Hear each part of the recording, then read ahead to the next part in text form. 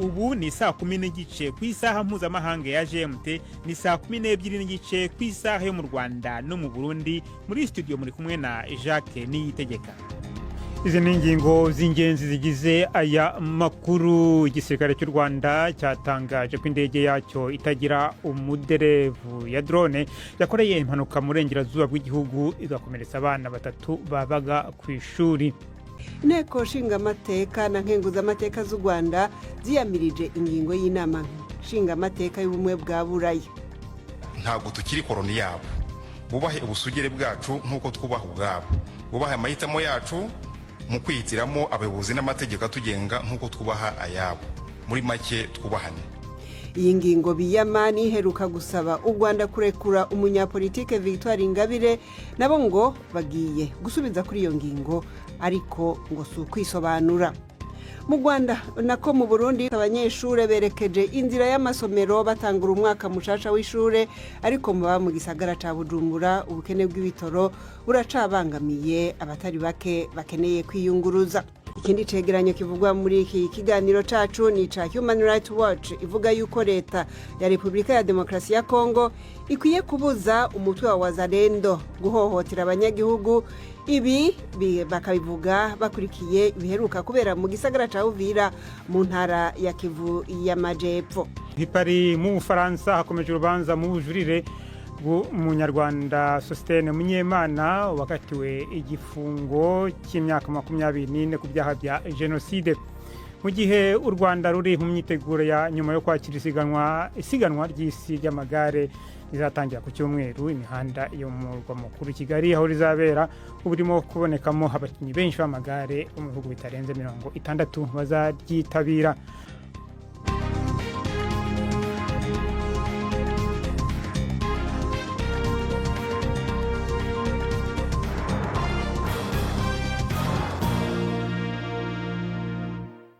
Amakuru ku buryo burambuye reka tuyahere mu Rwanda, aho igisirikare cy'icyo gihugu cyatangaje ko indege yacyo itagira umupilote ya drone yakoreye impanuka mu burengerazuba bw'igihugu igakomeretsa abana 3 babaga ku ishuri. Nta byinshi ADF yavuze kuri iyi ndege, gusa yemeje ko yari mu myitozo isanzwe. Uretse abakomeretse nta muntu wahitanywe n'iyi mpanuka, abana 3 bakaba barimo gukurikiranwa kwa muganga nk'uko bivugwa n'itangazo ry'igisirikare. Mu Rwanda imikoreshereze ya drone isa n'ikiri umwihariko w'inzego za leta, naho abazikoresha ku giti cyabo bikaba bibasaba kubona uburenganzira butangwa n'inzego z'umutekano. Ni inkuru ya Jean Claude Mwambutsa i Kigali. Itangazo ry'igisirikare cy'u Rwanda ryemeza iyi mpanuka y'indege ya gisirikare itagira umuderevu yabaye ku munsi w'ejo ku manywa, ubwo hari mu masaa 7, ngo iyi ikaba yari mu myitozo isanzwe. Igisirikare cy'u Rwanda kivuga ko iyi mpanuka yatewe n'ikirere kibi ibera mu gace ka Rutsiro mu ntara y'Uburengerazuba. Aka gace gasanzwe kazwiho imisozi miremire itwikiriwe n'amashyamba menshi kandi kagahoramo n'imvura nyinshi. Nta makuru menshi igisirikare cyatanze kuri iyi mpanuka, cyakora cyavuze ko yakomerekeyemo abana 3 bavaga ku ishuri, gusa ngo ntawe yahitanye. Igisirikare cy'u Rwanda kivuga ko abana bakomeretse bari gukurikiranwa mu mavuriro yo hafi aho, kandi ko cyiteguye gutanga ubufasha bw'ubuvuzi ku miryango y'aba bana. Bubaye bwa mbere havuzwe impanuka y'indege nk'iyi ya gisirikare, dore ko nta n'amakuru yazo akunze kumenyekana. Izindi ndege zitagira abaderevu zikunze kuboneka mu gihugu ni izikoreshwa n'inzego z'ubuzima nko mu gutwara amaraso ahabwa indembe, ndetse hari naho zagaragaye zitera imiti irwanya imibu itera malariya. Ahandi indege nk'izi zigaragara ni nko mu bikorwa byo gukwirakwiza intanga ziterwa amatungo ndetse n'imiti iyavura. Kugurutsa indege ya drone ku nyungu z'abantu ku giti cyabo bijya bigaragara mu bikorwa bimwe na bimwe nk'ibyo gufata amashusho, cyakora bikaba bisaba guhabwa impushya zihariye. Mu Rwanda hari ikigo cya Zipline gikoresha indege za drone kiri mu karere ka Muhanga. Izi zikunze kugaragara mu bikorwa byo kwa muganga n'ibyo mu buhinzi, ariko ngo harateganywa ko za drone za gisivile zajya zikoreshwa no mu guhererekanya ibicuruzwa bitaremereye cyane. Jean Claude Mwambutsa, BBC Gahuzamiryango i Kigali. Dukomereze ku makuru yerekeranye n'u Burundi tuyafatiye muri Leta Zunze Ubumwe za Amerika. Ubuyobozi bw'umujyi wa Portland muri Leta ya Maine muri Leta Zunze Ubumwe za Amerika muri kino cyumweru bwashyize mu bigize umutungo ndangamurage bw'uwo mujyi itsinda Batimbo United ry'abarundi bahatuye bavuza ingoma. Mu muhango wari uyobowe n'umukuru w'umujyi wa Portland n'abamwungirije wo gushimira abantu bagize uruhare rukomeye mu guteza imbere uwo mujyi mu bice bitandukanye. Iryo tsinda ryahawe urupapuro rwa seritifika rwemeza ko ingoma z'u Burundi zigiye mu bintu ndangakaranga by'uwo mujyi. Navuganye na Yves Karubu umukuru w'iryo tsinda Batimbo United maze atangira ansobanurira uko ryatangiye. Twabaye urugendo rurerure, umugwi twawutanguye muri 2016 ari ihuriro ry'abavuzi b'ingoma bari bavuye mu Burundi, mugabo twaje mu mice itandukanye. Umugwi umwe waje mu 2011 bashikira muri kino gisagara nyene, natwe uwundi mugwi wa kabiri ucuza mu 2014 dushikira muri iki gisagara nyene. Rero tumaze kubona turi kumwe ngaha anye, kandi no mu Burundi twari dusanzwe tuzinanye, twarakuranye, twaravuzanije ingoma. Rero tumaze gushika ngaha turaraba, turavuga tuti ku bushobozi n'ubumenyi dufise hari ikintu twoshobora gukorera muri kino gisagara kandi cyotuma abana bazovukira ngaha anye, abazungu bo ngaha anye bashobora kumenya abo turibo n'abana bakazobona umuco w'iwabo. Rero niko guca tuja hamwe turavuga tuti forero yuko twiyumvira ikintu twokora, dukora umugwi. Uyo mugwi rero tuca tuwita izina rya Batimbo United.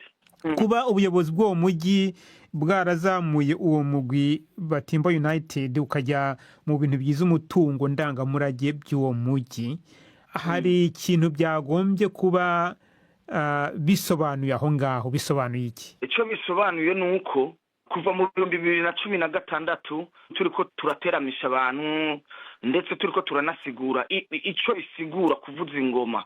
Gwabaye urugendo rurerure. Ubu rero ujya munsi watweretse yuko ivyo twasiguye nk'abakinyi byumviswe. Ubu no munsi kuba twarashizwe mu murage ndangakaranga wo muri kino gisagara bisigura yuko umuntu wese azoza gutembera muri kino gisagara azobaza amateka ya Batimbo United, azobaza amateka y'ingoma z'u Burundi, kandi ivyo nyene n'ibintu bizoba imyaka yose ndiba zisigaye. Ico nico kintu gikuru novuga ko cyashitsweko.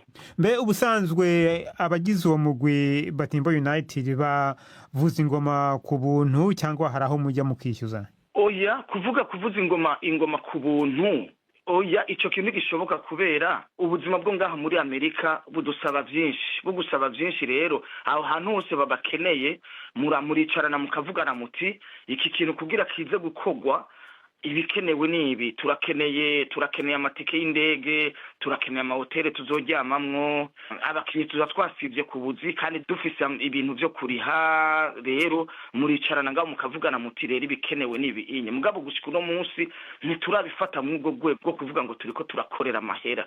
Twebwe twari tukiriko turitanga kugira twubaka izina, tumenyekanisha akaranga k'iwacu, ndetse na twebwe ubuzima bubandanye. Uzi ko ingoma z'u Burundi ziri mu bintu birinzwe n'ishami rya ONU rishinzwe umuco n'uburezi UNESCO. Ntabwo umuntu ushatse wese apfa kuzivuza. Iki mwakiganiyeho n'ubutegetsi bw'u Burundi? Ico kintu imbere na mbere turimwo mu bantu babigwaniye kugira ico kintu kigegweho. Rero no kuvuga ko ico ni ikintu twebwe dufise ku mutima. Twebwe dukora karanga uko kari, uko basogokuru bakadusigiye, nta kintu kimwe twe dufise twongerako. Mugabo aho turi hose idarapo ritegerezwa guma riduzwa n'akaranga kiwacu tutegerezwa kamenyekanisha aho turi hose, ku buryo bitagongana nuko ingoma z'u Burundi ziri mu bintu birinzwe na UNESCO. Oya, natwe igikorwa dufise nico nyene cyo gukingira iryo zina. Ico nico gikorwa nyamukuru dufise. Ivyo nta kibazo na kimwe bishobora gutera kubera twe tubikora kujya nyene, kandi tubifise nk'uburambe bukwiye imyaka 20 irenga, ndetse Jefferson n'abakuru banje babimaze mu myaka ishika nka 30 banyakiriye mu mugwi banyigishije akaranga. Rero twebwe tuhari nk'abagwanizi bategerezwa ku isi yose aho turi kugwanira kajya karanga ko kaguma ari kajya nyene. Imitwe yompi y'inteko nshingamateka na nkenguzamateka z'u Rwanda yiyamirije ingingo y'inama nshingamateka y'ibihugu by'ubumwe bwa Buraya ku kibazo ca Madame Victoire Ingabire apfungiye mu ibohero rya Nyarugenge. Muri iyi ngingo abadepite b'inama y'ubumwe bwa Buraya bavuga yuko ipfungwa rya Victoire Ingabire ridakurikije amategeko, kandi ko ubutegetsi bw'u Rwanda bubwirizwa kumurekura atayandi mananiza abayeho.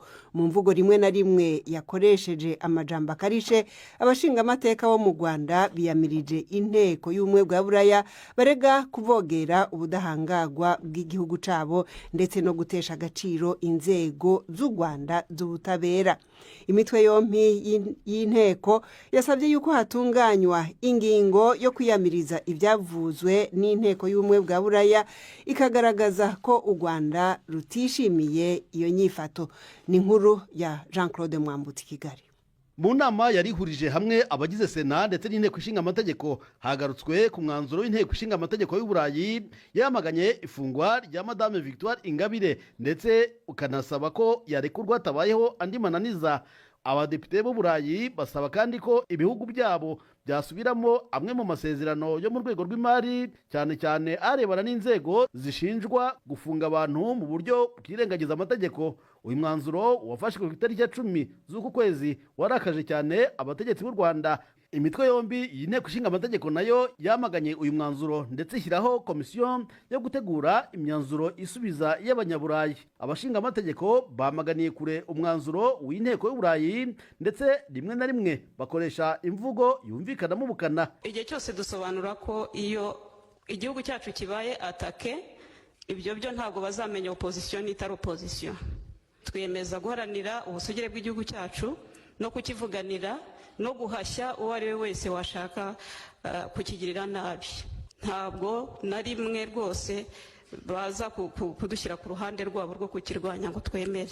Nagira ngo nibutse abo bagize inteko ishinga amategeko y'u Burayi ndetse n'undi wari wese ko u Rwanda ari igihugu kigenga, ntabwo tukiri koloni yabo. Bubahe ubusugire bwacu nk'uko twubaha ubwabo, bubahe amahitamo yacu mu kwihitiramo abayobozi n'amategeko atugenga nk'uko twubaha ayabo.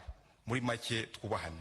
Nyuma y'impaka za none, komisiyo yo gusubiza y'abanyaburayi ikuriwe na Senateur Usta Kayitesi ifite akazi ko kunoza inyandiko izashyikirizwa inteko y'u Burayi ndetse n'izindi nzego zamenyeshejwe. Gusa ngo nubwo bagiye gusubiza ntibigomba kumvikana nkaho baba bafite icyo kwisobanuraho, kuko u Rwanda rwigenga mu miyoborere y'inzego zarwo. Ni ukutisobanura kuri buri kimwe nk'uko bacyanditse, tugahama ku rwego rwa principe. Dutangira twibutsa uwo mwanzuro twafashe, tukanibutswa ko yakurikiranywe agahanwa, yewe hakabaho no guhabwa imbabazi za perezida. Kuri ubu none akaba arimwo gukurikirana ku bindi byaha bishyashya. Birumvikana ko urwo ari urugendo rurerure. Ntabwo ari ubwa mbere inteko ishinga amategeko igaragaje uburakari ku birego bitunga agatoki ubutegetsi bw'u Rwanda. Izindi nshuro byabayeho ni nk'ubwo igisirikare cy'u Rwanda cyaregwaga kugira uruhare mu ntambara za Kongo. Kuri aba badepite ngo byinshi mu byegeranyo bikorwa n'ibihugu bikomeye ku Rwanda ngo bishingiye ku ipfunwe. Bimwe muri byo bifite byo kuba byaratereranye iki gihugu muri jenoside yaruhekuye kandi byari bifite inshingano n'ubushobozi bwo gutabara. Jean-Claude Mwambutsa, BBC Gahuzamiryango, i Kigali. Harakoze Jean-Claude. Tuje mu Burundi, ingorane zo kwiyunguruza nizo zabangamiye abigisha n'abanyeshure uno munsi cyane cyane mu gisagara ca Bujumbura, mu gihe bari baramutse batangura umwaka mushasha w'ishure. Abatashoboye kuzinduka ngo baronke uburyo bwo kwiyunguruza baja ku mashure bahageze barushe kubera kugenda n'amaguru. Basaba rero abajejwe ibyo gutunganya gutwara abantu n'ibintu korohereza abigisha n'abanyeshure. Reka iyi nkuru tuyibaze Patrick Waso. Mu mabarabara kuri uwa mbere mu gisagara ca Bujumbura wahura n'abanyeshuri bariko baja kwiga, bamwe mu mwambaro mushasha, abandi mu zakera ariko zisukuye zinateye n'ipasi. Bamwe bari mu modoka, abandi ku maguru, ku mutwe imishasi yabo yaritunganije neza. Il y a la physique classique, il y a aussi ce qu'on appelle la physique moderne. Turi kuri lycée du Lac Tanganyika mu cigwa ca physique. Abanyeshuri bose baratekanye bumviriza umwigisha wabo, naho biruko bamwe kugira ngo bashike mu vyigwa bacumukuye nk'aba twasanze kuri lycée Gikungu, zone Gihosha, komine Ntahangwa. N'ubuzima mu bisanzwe twarabimenyereye, none ko tudashobora kureka abana ko badashobora kwiga, twabazanye n'amaguru. Wateye irege byatugoye turaruha, kwa tubakure twaje n'amaguru turaruha cyane. Byatugoye cyane ko atamabisi ahari, nta n'amahera tuba dufise kugira dushinga ku ishuri. N'umuyobozi wa Ecofo La Clairière yarinze kuzinduka kugira ashike ku mirimo ku gihe. Deo Niyonzima: Byatugoye cyane kuko simba muri quartier mu ishuri, mfata bisi zibiri, imwe ikanshikana muri ville, so gufata iyindi nkura muri ville ishikana ku kazi. Urumva biragoye cyane. Nazinze cyane navuye muhira 5h du matin, ubundi ibiciro na gatoyi nta bisi uronka, donc ushegwa no ku kazi. Kuzinduka ngo niwo muti usigaye nk'uko ababigisha babisigura. Nabyutse 5h50 nari nuriye bisi 6h30 narinjitse setu. Umuntu yogira ikintu cyo kuzinduka, kuko uzindutse uri kuraraba uzindutse nta kibazo. Gusa ubyutse utevye ukaja gufata bisi saa moya, sanga abantu ari benshi barondera bisi, rero ivyo kuri uwo muntu yavyose atevye biramugora. Nta wundi buhinga turagerageza kuzinduka kugira ngo dushike temps parce que tugeza gushika ku ishuri au plus tard 7h10 kubera amakuru atangura 7h30. Bayabaje vya transport twabasaba ko igitoro kibonetse tugenda ku ishuri vyoroshe. Gakigoye ama déplacement acagora nyene kora abantu usanga ari benshi ku mabisi bisaba kuzinduka. La partie la plus intéressante qui est appelée la relativité générale et qui étudie la relation de la force. Muri zone Kinamaho hari indi ntunganyo ku banyeshuri. Kenny Brian Niyonzima yabitomboreyemwo. Haje bus rafise ukuntu babishira ku murongo. Bus ya mbere igatwara abasivile, iyindi igacitwara abanyeshuri. Umuyobozi wa Lycée du Lac Tanganyika arasaba abatunganye ivyo kwiyunguruza no gutanga igitoro korohereza abanyeshuri n'abarezi. Nkengurutse Laurent amenyesha ko ariko aravugana n'abafise imodoka uko bukorohereza abanyeshuri biwe. Dufadikanije n'abasanzwe bafise amabisi turavugana kugira ngo abanyeshuri babazindukane cyane ku buryo isaha 12:30 baba bashitse ngaha kugira ngo batangure isubiramwo ry'ivyigwa mu byo mu gatondo, hanyuma muri iyo ntumbero nyene bace boroherwa n'ingene bashika kw'ishure no kwiyunguruza. Ikibazo cikena nibura ry'igitoro kikaba kimaze imyaka hafi 5 mu Burundi. Naho leta ivuga ko yagerageje kugitorera umuti, n'ubikena riribonekeza henshi mu gihugu rigatuma kwiyunguruza bigorana, eka n'ibiciro by'ibintu vya nkenegwa bibandanya biduga. I Bujumbura, Patrick Waso. Tuje mu karere k'ibiyaga binini, ishirahamwe riharanira agateka kazina muntu Human Rights Watch rimenyesha yuko leta ya Repubulika ya Demokarasi ya Kongo ikwiye gukingira abanyagihugu kugirirwa nabi n'umugwi witwaje ibigwanisho wa Wazalendo usanzwe ufasha igisirikare ca leta kugwanya umugwi mukeba wa M23. Icegeranyo ca Human Rights Watch kigaruka kubiherutse kubera mu ntara ya Kivu y'Epfo mu muji wa Uvira, ahamaze indwi irenga hari imigumuko yari yatunganijwe n'uwo mugwi wa Wazalendo yiyamiriza umwe mu ntwazangabo z'igisirikare ca leta General Olivier Gasita. Batashaka yuko akomeza kuhakorera bamwagiriza yuko yoba afitanye imigenderanire n'umugwi M23. Ivyo ngo vyatumye umuntu umwe akiri umwana hasiga ubuzima, abandi bagera kuri 9 barakomeretswa n'amasasu bose b'abasivile. Human Rights Watch ivuga yuko barashwe kandi batari bafise ibigwanisho. Nabadije umuvugizi wayo Clémentine Domonjwa uko bamenye ivyo. Selon les entretiens que nous avons fait avec des témoins qui étaient présents lors des manifestations. Dushingiye ku buhamya bw'abari bahari n'isesengura twakoze kuri izo video z'imyigaragambyo ko kubona abayirimo biruka bahunga babarasa kandi nta numwe wari ufite intwaro. Ils se font tirer dessus, aucun d'entre eux n'était armé. Nukuvuga rero ko mwashoboye kumenya ko nabo bo mu mugwi wa Wazalendo basanzwe bitwaje ibigwanisho uwo munsi atavyo bari bafise. Effectivement, c'est ce que Yego, ababibonye ndetse n'abigaragambya nibyo batubwiye, kandi koko ni nabyo biri muri izo video twabashije kubona.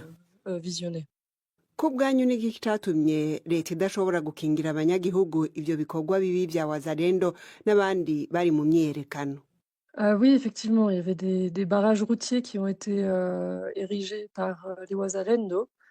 Nibyo, mu muhanda hari za bariyeri zashizweho n'umutwe wa Wazalendo, harimo n'umuhanda mukuru ujya ku mupaka n'u Burundi, ndetse ibikorwa by'ubucuruzi, amashuri no gutwara abantu n'ibintu byari byahagaze kugeza ku itariki ya 9 z'uko kwezi kwa 9.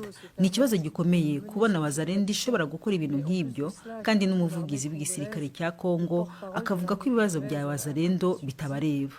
Que l'armée n'était pas responsable pour les Wazalendo.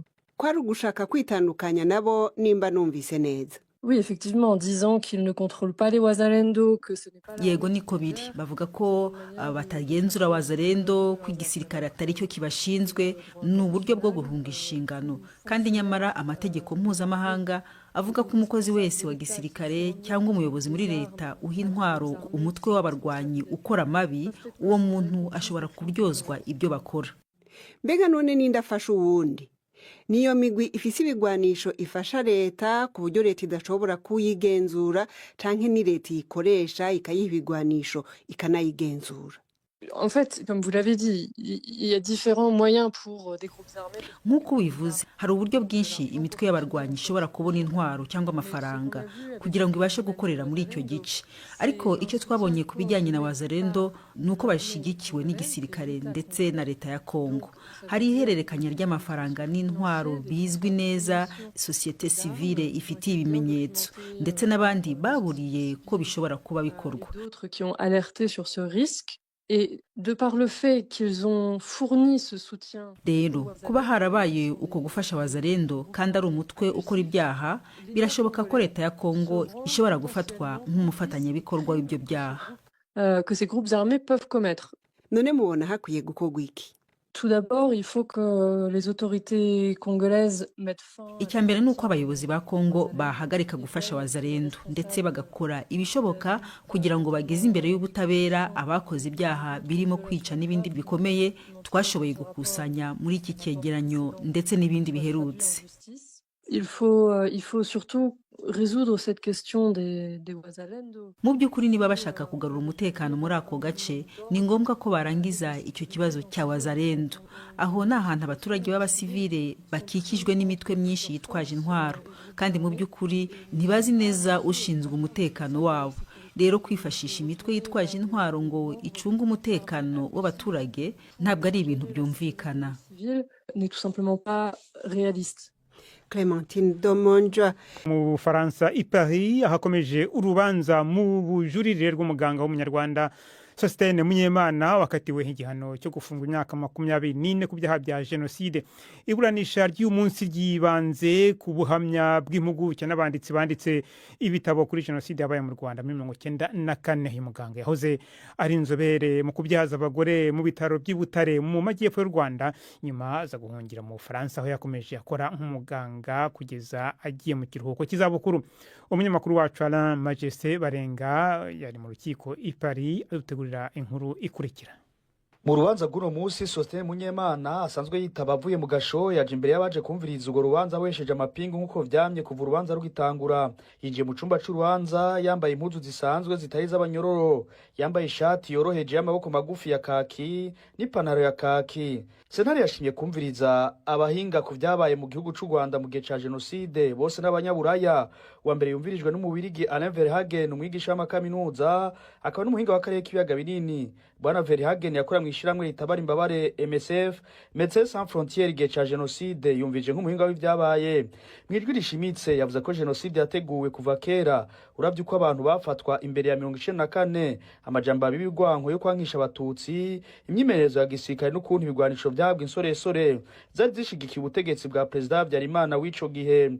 Verhagen yabwiye sentare ko genocide itiyadukije wari umugambi wari wateguwe wo guhonya abo mu bwoko bw'abatutsi guhera mu ntango y'igihumbi 1990, aho yiboneye n'imivyimba mu gihe ca genocide ari mu Rwanda. Hakurikiye Hervé de Guin mu Faransa w'imyaka 61, umumenyesha makuru akaba n'umwanditsi kuri kahise ka genocide ku Rwanda. De Guin yahoze ari mu nzego z'ishiramwe rigwanira agateka k'abesha makuru ku isi RSF, yasabye sentare kwitondera abatangabuhamya bava mu Rwanda ko bigaragara ko bamwe muri bo batigenga, aho hariyo benshi bategekwa ivyo bavuga. Bwana De Guin yavuze ko mu Rwanda atabwigenge bw'imesha makuru biharangwa, abatavuga rumwe na leta bategetswe kunuma. Bigoye cyane ko hoza abatangabuhamya boza kuvuga ibitandukanye n'ivyo leta ya Kigali ivuga kubera kumvo z'umutekano wabo, aho yiyemereye ko yiboneye matohoza yakoreye ku butaka bw'u Rwanda ko abatangabuhamya bamwe bafise indimi zibiri kubera ubutabera, uburenganzira no kwishira no kwizana bitaba mu Rwanda. Hakiyongera ko nabo batangabuhamya mu rubanza bavuga ivyo babwiwe n'ivyo leta ya Kigali bishaka. Yasavye sentare n'inyangamugayo zizoca urwo rubanza kuba amagabo ku batangabuhamya bazoza muri urwo rubanza kuko bigoye kuvuga ukuri mu Rwanda umutekano ukaguma ukingiwe ko hakiyongera koko n'abamesha amakuru botanze inkuru nyayo benshi bari mu kwaha k'ubutegetsi bwa Kigali. Sostene Munyemana yahoze ari umuganga w'abagore ku bitaro bya kaminuza y'u Rwanda yabanije akazi kiyo mu gihugu c'Ubufaransa gushika kukuruke mu 2022 tegekanijwe ku rubanza rwiwe bizoruvamwe bizomenyekana itariki 24 z'ukwezi kwa 10 uno mwaka wa 2025 ipari mu Bufaransa. Alain Majesté Barenga. Urakoze Alain Majesté Barenga. Gusa dukosore gato kuri urwo rubanza rwa Sostene Munyemana mu nkuru twabagejejeho ejo nejo bundi twari twavuze ko umwanditsi Charles Karemano ari umwe mu batavuga rumwe n'ubutegetsi bw'u Rwanda, ariko uyu munsi yadutelefoniye atubwira ko ibyo twavuze atari byo, ko we ari umwanditsi wandika ibintu uko abibona. Dukomereze mu karere k'ibiyaga bigari mu Rwanda nyine, mu gihe u Rwanda ruri mu myiteguro ya nyuma yo kwakira isiganwa ry'isi ry'amagare rizatangira ku Cyumweru. Imihanda yo mu murwa mukuru Kigali aho rizabera ubu irimo kubonekamo abakinnyi benshi b'amagare bo mu bihugu birenga 60 bazaryitabira barimo kwimenyereza imihanda mu gihugu muri rusange no muri Kigali by'umwihariko. Inkuru irimo kuvugwa cyane ni iri rushanwa. Umunyamakuru wacu Samba Cyuzuzo uri i Kigali yaduteguriye inkuru ikurikira kuri imyiteguro ndetse nuko abakinnyi bwabo biteguye. Turiteguye kuzahagararira u Rwanda neza, bagira icyo tuzakora cyaheshishe mu Rwanda. Uwo ni Saverine Nirere, numwe mu Rwanda ruhanze amaso mu ishanwa ry'isi ry'amagare rigiye kubera mu Rwanda mu cyiciro cy'abagore babigize umwuga. Ku myaka 23 Saverine akina mu ikipe yitwa Amani muri Kenya. Umwaka ushize yitabiriye irushanwa ry'isi. Mu kwezi gushize yegukanye Tour de Windhoek muri Namibia. Ari mu bakinnyi beza u Rwanda rufite ubu ngubu. Ariko muri irushanwa rizatangira ku Cyumweru rigasozwa ku kindi Cyumweru, azahura n'abakomeye bo ku rwego rw'isi nk'uko abivuga. Ariko harimo uriya mukobwa yatsinze Tour de France uyu mwaka, Pauline n'aba Marianne Vos, n'abakobwa bakomeye bakina mu matimu akomeye ku isi, bakina za Tour de France, za Giro d'Italia y'abakobwa, za Paris-Roubaix bakazisoza kandi ku mwanya mwiza. Nitujyamo nibo tuzaba tureba. Imihanda y'ingenzi muri Kigali aho amagara azanyura hariranga. Imyiteguro yashyizwemo imbaraga mu buryo bugaragara. U Rwanda rurashaka kwereka isi ko Afurika ishobora kwakira imikino nk'iyi ku nshuro ya mbere ihabereye ikagenda neza. Imihanda mikuru muri Kigali ubiri kunyuramo amatsinda menshi y'amakipe y'ibihugu birenga 60 byo ku isi yaje muri iri siganwa. Mu byiciro by'abana, abatarengeje imyaka 23, abagabo n'abagore barimo kwimenyereza aho bazaca. Bigango Valentin, Vice President w'ishyirahamwe ry'umukino w'amagare mu Rwanda, avuga ko bijyanye n'imyiteguro ubu bari mu byanyuma. Ako dufatanyije twese gutegura, turi gushyiraho utudomo twa nyuma. Birumvikana ko competition iri ku rundi rwego. Umwe mu batoza b'ikipe y'igihugu y'amagare, Felix Sempoma, akaba n'uwakinnye cyane uyu mukino mu myaka yo hambere, avuga ko bizeye ko abanyarwanda bazakora amateka. Ubu ngubu rero turi mu Rwanda imbere y'abanyarwanda, imbere y'abafana bacu. Ntabwo tuzakoresha ko dushoboye kose rero kugira ngo byibuze uyu mwaka w'amateka nuko umunyarwanda azitwara neza muri shampiyona y'isi. Haba mu bajinioro, haba muri U23, haba muri elite. Saverine we avuga ko we n'abagenzi be biteguye gukora ibishoboka byose bakitwara neza.